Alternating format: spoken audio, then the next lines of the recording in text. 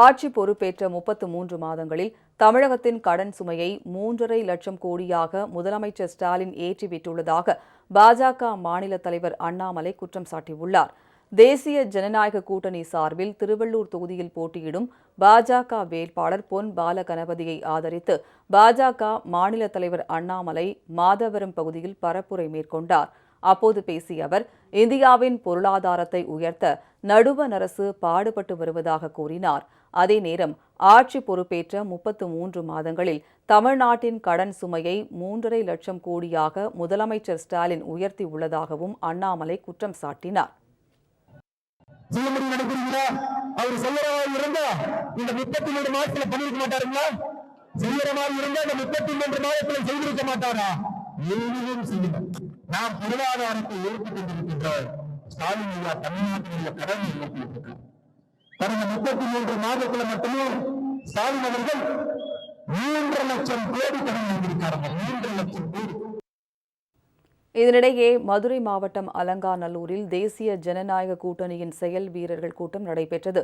இதில் மாவட்ட செயலாளர் ராஜா தலைமையில் பாமகவினர் ஊர்வலமாக சென்று கலந்து கொண்டு தேனி தொகுதியில் போட்டியிடும் டிடிவி தினகரனுக்கு ஆதரவு தெரிவித்தனர். முன்னதாக செய்தியாளர்களிடம் பேசிய டிடிவி தினகரன், சட்டப்பேரவை தேர்தலின் போது குடும்ப தலைவிகளுக்கு மாதம் 1000 ரூபாய் தருவோம் என்ற வாக்குறுதியை முழுமையாக நிறைவேற்றாத முதலமைச்சர் ஸ்டாலின், இந்தியா முழுவதும் 1000 ரூபாய் தருவோம் என பொய் வாக்குறுதியை மீண்டும் தருவதாகவும் அவர் சாடினார்.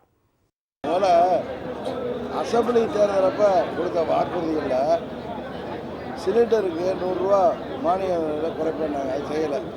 இப்போ மறுபடியும் மக்களை ஏமாத்துறதுக்காக அவர் சிலிண்டர் விலையை குறைப்பேன்னு சொல்கிறாரு. இன்னொன்று, தமிழ்நாட்டிலேயே குடும்ப தலைவிகளுக்கு 1000 ரூபாய் கொடுப்போம்னு சொன்னார்.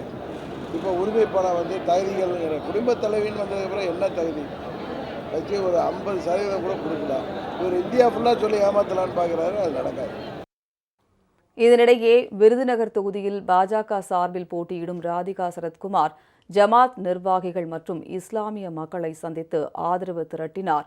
விருதுநகரிலேயே நிரந்தரமாக தங்கி மக்கள் பணியாற்றுவதற்கான நடவடிக்கைகளை மேற்கொண்டு வருவதாகவும் ராதிகா தெரிவித்தார். இதேபோல் தென்காசி தொகுதியில் போட்டியிடும் பாஜக வேட்பாளர் ஜான் பாண்டியன் பாவூர் சத்திரம் பகுதியில் வீதி வீதியாக சென்று வாக்கு சேகரிப்பில் ஈடுபட்டார். கனிம வளங்களை கொள்ளையடிக்கும் திராவிட கட்சிகளை ஒழித்து கட்ட வேண்டுமென அவர் கூறினார்.